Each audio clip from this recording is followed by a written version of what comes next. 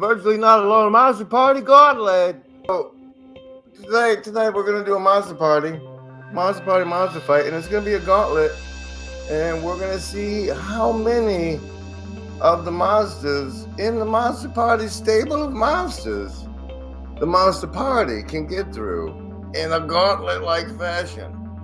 The Blue Wizard is about to die. I'm also going to try and see if any of the monkeys want to be on the stream with me and help me carry your attention. When you gave me this vision at the Outback Steakhouse, I thought you were nuts. You know what? You're still nuts, but you are right in some ways. And if I had been your leader, I would have said, don't do it. But because I'm not your leader and because you're frustrated with me and sick and tired of waiting and you did it yourself, you proved me wrong. I want to see this happen 100 times. Oh, look who else is here. The mystic himself.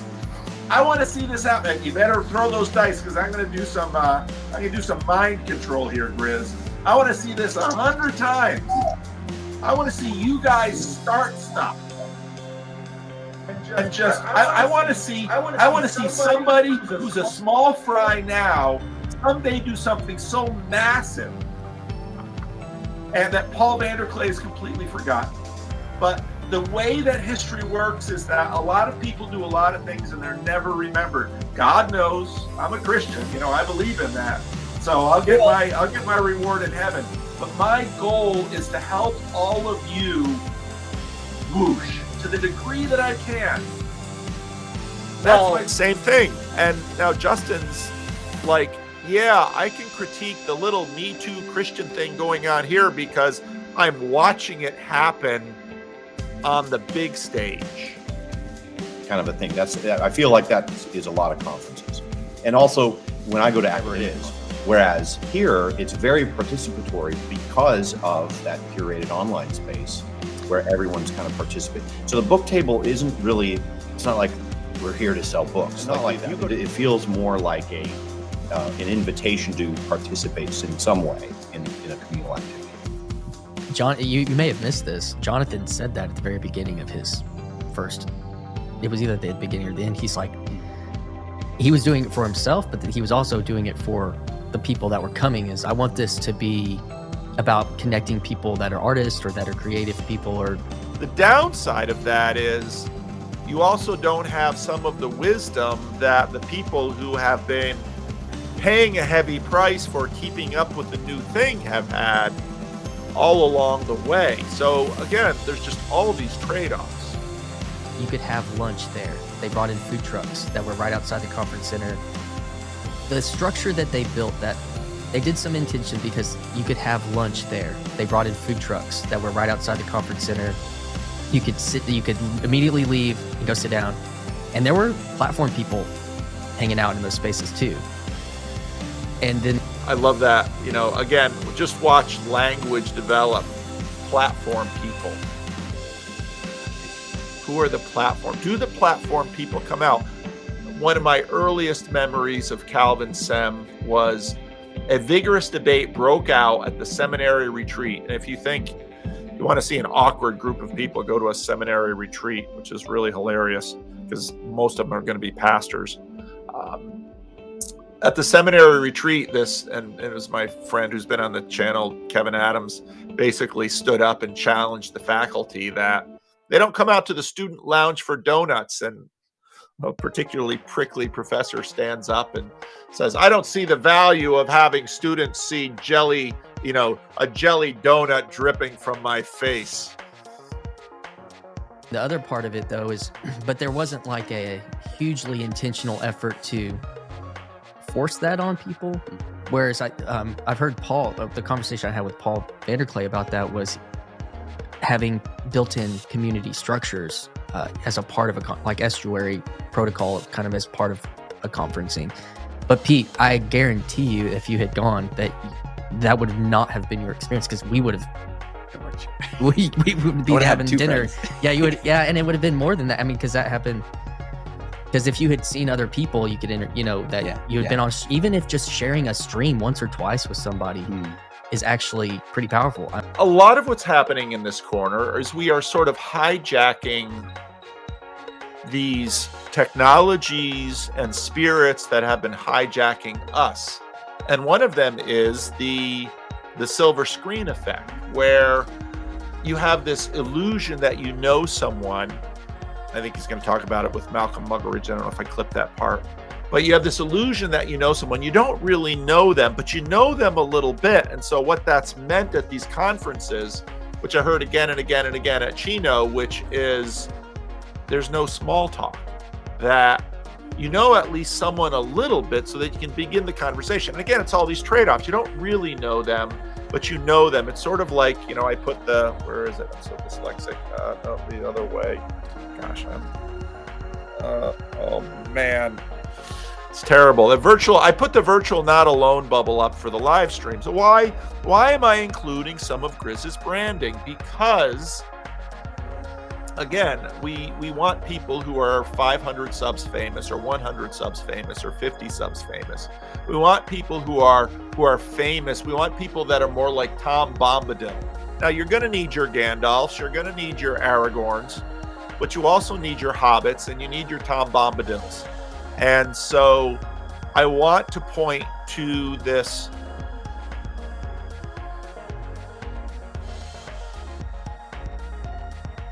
You know, if people are no longer watching my videos because they're watching Grizz and Chad, that's a success. You know, a role that I've played is my channel's a little bit larger. I've got a little bit more status in some areas. YouTube will promote my videos a little bit more, but then I can help, you know, it's the whole idea behind an estuary and a tidal pool, help people find their niche. And Chad and Grizz and all of these 500 sub channels or 1,000 sub channels or even 5,000 sub channels, they can find their little niche, so they can have their community, so they can do their sense making, so they can, I mean, multiple layers of need, so they can have a home. And yes, is it second class because it's online? Yes, but a second class home is better than no home at all. And that is what people are facing. Long before I got into YouTube, I was recording my Sunday school classes. I've got audio recordings of my Sunday school classes that go back a long ways. And then I was just playing with podcasts, and I was putting them out on podcasts. And because I wasn't on YouTube, and of course the power of YouTube is a big discovery engine, not a lot of people discovered it, but some people did. And so that little video that I posted back when I had hair, the little video I posted was because I would put out my sermons and just 5 or 10 people would see it and watch it. And so many of the people that would write to me were functional hermits. What do I mean? They lived in their house. They would only maybe go out for necessities. They didn't have friends, and so their friends would be on the internet. And before that, I would go to people's homes and the television was on, and it was on all day. Why? So the silence of the home wouldn't crush them. And it was mind-numbing daytime TV. Why do you think, you all know what a soap opera is, why do you think soap operas are there? And before that, it was radio. And before that, it was books. But this is the domicide and the destruction of these familial networks. And don't get me wrong, we still live in the age of decay. We still live among sinners. And what families require of you is to figure out how to actually get along. And if you succeed, you will grow in wisdom and strength and character. And if you fail, your life will be destroyed. So in some ways, we've sort of had 500 years to flatten the curve. And so in a sense, we have people who are less capable of deeply productive relationships, but also fewer people who are destroyed by each other. So Well, also think about it like this, because let's say you and Nate Heil haven't shared a whole lot of the same time together on like a live stream, but Nate's listened to your videos, you've listened to his videos. maybe. And so in a way there is that sort of it's not just one side of the conversation like I was talking about with Justin's experience. There's two sides. Like and yeah, I'm sure he's listened to your Well, stuff. I'm sure yeah, he and has. that's the weird thing about time with Right. podcasts, that with your found time, like, And I think this found time dynamic is the same. I think it's, if we can do Vervaeke, if I can channel Vervaeke and say exaptation and things like that, we used to harvest the field or work in the shop or wash the laundry, and we were doing something with our hands and we were talking with our friends at the same time. It still happens if you work, loading trucks in the lumber yard when I was in college. That's how I worked my way through college, working in a lumber yard. You're loading a big load of lumber for someone. You're putting together skids of wood, and sometimes you'd have to do it by yourself. But if you're like doing a lot, you'd have somebody do it, and you talk while you work. And basically, what's happening in this corner is that we're talking while we're working. And so one of the things that I did in the Bridges of Meaning Discord server was I had the open studio, because I set up a camera and I was sitting here working on sermons, and I was virtually not alone. And that's where people would jump in. Now, the difficulty I had was I had a degree of status that when people were coming in to see me and to talk to me and to sort of get a randos conversation on the side, and I couldn't get any work done. So I had to stop that. And this is the hierarchy's bind and blind, because to a degree, I became a platform person. And that's why, again, it's better to be 50 subs famous or 500 subs famous, because then, but there always will be hierarchies. There always will be the hot girl. These dynamics will always happen. You have to make your peace with them. But I think this capacity that we have to, I talk to people all the time. When do you listen to my stuff? I ask. When I'm doing the dishes, when I'm doing yard work, when I'm driving. Chad does it when he's working on tile. One woman said early on, I grew up with Ross Limbaugh's voice in my home, and now my kids are growing up with your voice in my home. And I thought, oh boy. But this is what we're doing. And so why? This is an adaptive function of domicide, what we are doing in this little corner and what we are doing with podcasts. Because, yesterday I don't often, because of my schedule and because of my priorities, I do a lot of audiobooks. And when you listen to Chad talk about his story in that video, I do a lot of audiobooks because my eyes are busy and my hands are busy. And to read, I need my eyes and my hands, and I need things to be steady. So yesterday I had a lot of airport time and restaurant time, so I could do some reading. And it was lovely. I really enjoyed it. But I'm just doing audiobooks and I'm doing podcasts because I'm doing this and I'm doing that. And it might be when I'm 75, 80 years old, I'll get my eyes and my hands back, just as my eyes and my hands are failing, but we'll see. Now, this is a really precious little moment in the conversation. I'm about out of time. Does anyone have anything else they'd like to hear from me before I go? Can I just say I'm really sorry. I called your channel impenetrable. Early on, Chad asked, what Clara was finding, and she said Grizz's channel was impenetrable, and I have said it's unwatchable. But in the best way. Everybody's family is impenetrable. Everybody's marriage is impenetrable. If you're sitting with a particularly unhappy couple, it can take you a very long time to actually, they'll tell you what they're unhappy about, but why are they unhappy? It takes a ton of time because we're all impenetrable, and really good communities are impenetrable. Now, Grizz is sort of smiling, and then Grizz is about to say something really profound. He loves that. That'll probably be the theme. That'll probably be the theme of his next live stream. He loves that. When you figure it out for yourself, it's yours. Right there. Yes. What have I done? Uh-oh. This is not good.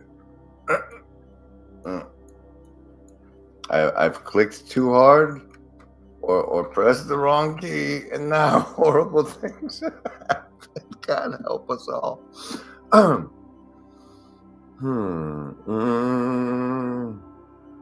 And so it was said in the Justin, Christian, Pete podcast, talking about Martin Shaw, why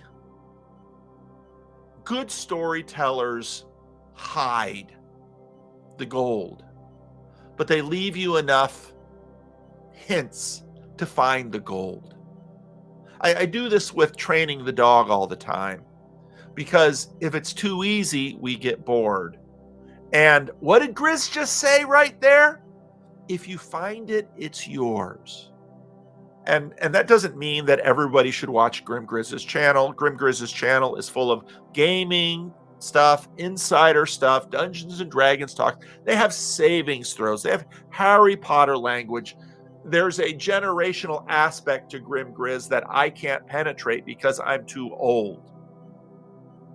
But at the same time, once you find it, it's yours. And that's a trigger in this. And this is behind Jesus' parables. It's behind good storytelling. It's behind all of this, that don't say it plain. Speak in parables, because when they find it, it's theirs and they won't forget it. Because if you just tell them, they will forget it. And so that's part of the genius of it. Little bit more background. Again, part of what we are seeing in this conversation is Clara's coming into the corner and doing these talks. And again, contact Grizz, or rather contact Chad or Sourdough Neil if you want to talk to her. She's very interested in talking to the women of the corner, because of course, that's, and so you women who want to talk to her, and it doesn't have to be recorded. I mean, she's writing things down. She's taking notes. She's studying us. But maybe 5 years, I got the sense that it seemed like the culture at large had been becoming more and more susceptible to enchantment, which I think is a good thing. And so I started noticing people are becoming more interested in spiritual matters, whether it would be whatever. I don't care what side of the whatever, but they seem to have spiritual questions. Sure. And I often wondered, well, is it actually that's what's happening? Or is it just because I'm in recovery and constantly talking about God and all this stuff that I'm having this blue car effect where you constantly see blue cars when you have a blue car. So the question is something like, I want to know what you're experiencing upon as somebody who's newly tripped over this space. I want to know what that's like, because I don't know what it's like to trip over this space. Because by the time I got here, like, there was PBK. So I don't know what it's like to trip over this space exactly. I can tell you what after you. Now this was very helpful, because again, when the channel started going, people are like, well, start a clips channel. It's like, part of what fueled Peterson was sort of a hive mind dynamic, that Peterson probably didn't know what his good stuff was, and still it started coming back to him. And so people all over the internet were making clips channel of Peterson. And Peterson was smart enough to, the stupidest channels out there are the ones that are restricting the clipping. It's like, no, I mean, if someone's just reposting as a whole, no, but if someone's commenting on it or messing around with it or doing something to it, they are adding value to it. So one of the genius things Peterson did early on was let the clips fly. Now, YouTube YouTube is running a very dangerous game for itself, because I just got a video. YouTube in the studio area always promotes these videos to try and help me be a better content creator. But what's happening right now is the last thing we need are content creators. And the best way to colonize this platform is with real people, which is what it was supposed to be about anyway. But again, it's the same dynamics with the conference. You've got to keep the hierarchies in mind. You can't just say, I hate hierarchies. Oh, okay. Let's go yell at a field all by yourself. No, you've got to work these tensions, and competency is always working these irresolvable tensions, these wicked problems, and that in fact is the generation of wisdom. So Peterson let the clips fly. And so then when I started, it's like, no, I'm going to wait until people start playing with my stuff. And part of the desire to do randos conversations was just simply feedback, because feedback in church is horrible.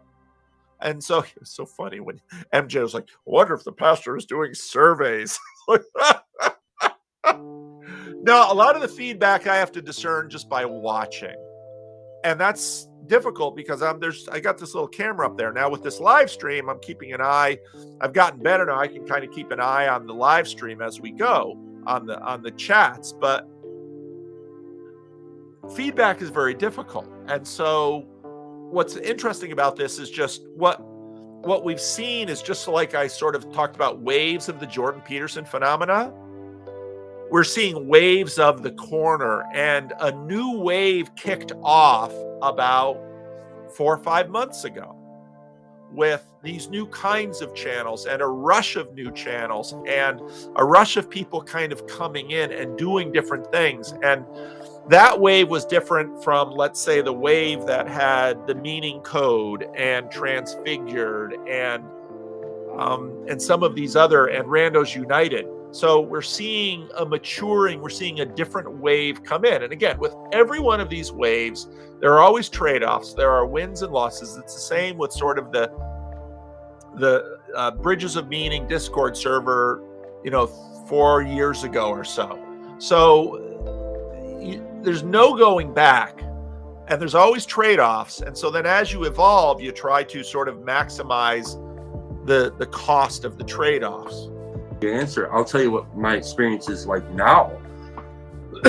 Excuse me, but I imagine my experience with tripping over.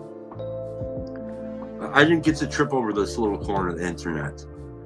You know what I'm saying? I tripped over Paul Vanderklay and Jordan Peterson and Joe Rogan. So now Dust is going, don't worry about me. I'll be all right.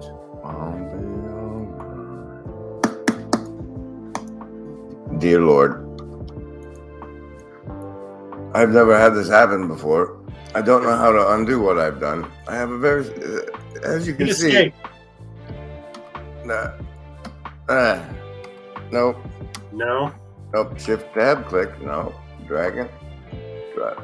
Oh wait, they want me to drop something on the board. Maybe. This channel called Randos United. They also did a conversation, so they had a whole bunch of videos, but I never heard of any. I never knew what that was, and I'm watching these guys. I'm thinking, who do these guys think they are? Who? And also, who the hell are they? And then the Randos United were Bridges of Meaning Discord members. Yes. I love it. Who these guys think they are. I mean, Chad earlier in the video says, I came across Vanderklay and I thought he's just a grifter on Peterson. So click away. And then of course, Peterson went away and he's looking for more content. And then he listened and is like, oh, and then he emailed me and then I wrote him back and here we are. So who do these people think they are? And by the way, who are they?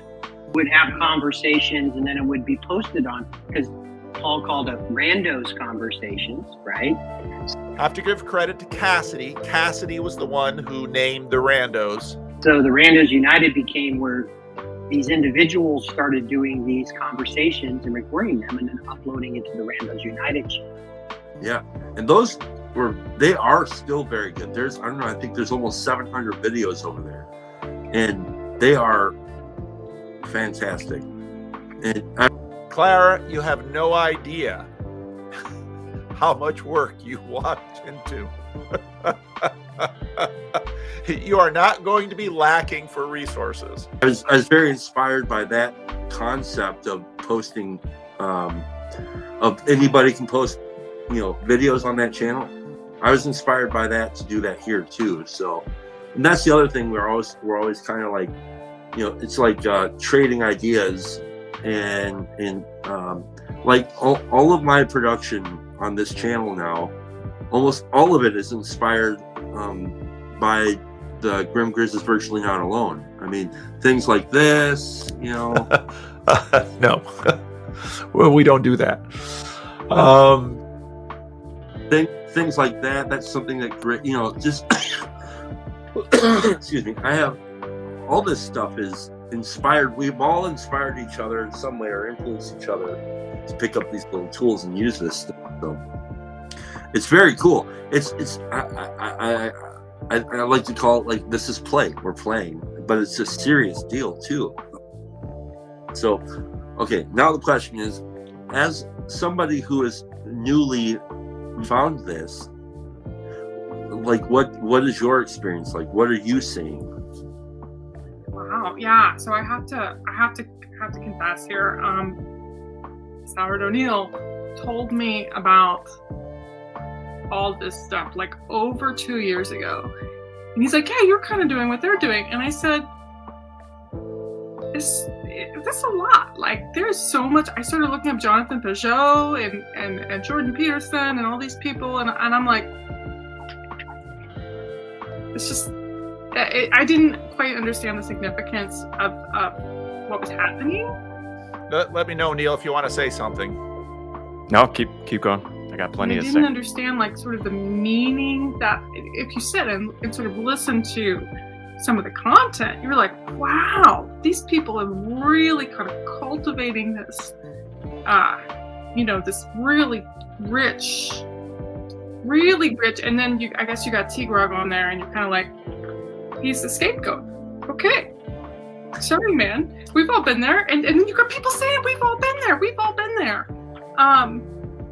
So I don't know, because like the last time I was kind of tuned into this world was probably, mid 2010s, right, when you had Chris Hitchens and you had the New Atheist, Sam Harris, you had Richard Dawkins, some of these people and Daniel Dennett, kind of like jerks, but now you've got all of this pushback and I mean, that's how I see it. You get all of these people really sort of coming into this rich and meaningful conversation after maybe not being satisfied by that, and then maybe a whole lot going on that I just haven't figured out yet and don't know what's happening. So I feel like I'm missing a lot. I feel we get to have this. Like, we don't understand, and maybe I'm being dramatic, but I don't think we understand how the potential that's sitting here. I don't think we do. I've spent the last 10 years, coming up on 10 years of sobriety. I've spent a good portion of that studying the history of Alcoholics Anonymous, and I love Alcoholics Anonymous. And I've often wondered what it would have been like to be those guys who helped be the founders of AA. And I think, and I've thought that for for a very long time, and fascinated about how cool would it have been to be these two drunks to accidentally stumble over this thing and then watch something grow before your very eyes. And then I'm sitting here and I'm listening to my friends. I had every one of these guys' phone numbers, and I'm listening to these guys, and they are just like enjoying their time, having meaningful conversations. And I think maybe it felt like this. Maybe Bill and Bob and those early AA old timers, or those early guys, maybe it felt like this. And so I don't think we understand the potential. Now, again, I could I could be speaking out of my ass and just being really dramatic. But I don't think that that's the case, because if this was just some fly-by-night bullshit, it would have died a long time ago. Well, I think it's That to me was a holy moment. That was a holy moment. Certainly needed your savings throws against it. You needed the hard savings throws because it was pulling out my heart. I don't know. You got any? I got another clip to play, but anybody want to say something about that clip? I guess I've never quite admitted maybe how therapeutic it all is, because I'm deeply suspect of therapy or the therapeutic, just unless it comes along as a secondary effect of something that I'm doing that's meaningful. Yeah. No, I touched on that earlier. I forget who was saying it, or Lance was saying it. It is therapeutic. We are doing this. That we human beings have a bent towards our healing and our destruction. I mean, it's we have them both. But Goodness of their heart to work with you, Graham. And what if they just gave you the things that you needed without expecting payment in return? What if that was possible? Wouldn't that be? That I don't have the knowledge of the structure of the positions that be filled and what they would do. Like, I know we need a storyboarder, and like I can see some of the positions, but like I'd love the official professionals, what positions they have, so I can mock their structure. You need Paul to ask for the org chart. Paul, you need to ask. Yes. Yeah, you need to ask them for the org chart. Daily Wire folks, please send us your organizational chart. They can knock out the names. We don't need to know the people, just the structure of the thing. I want to know if they signed you for Daily Wire, would I stop watching you too? Oh, snap. Well, whew, singes the nostril. Clip it and briss it. Clip it and briss it. I haven't had the opportunity to sell out yet, but I'll let you all know as soon as I do, on behalf of the Sacred Order of Foolish Transparency. All right. Hello, I see the assassins have failed. One more clip.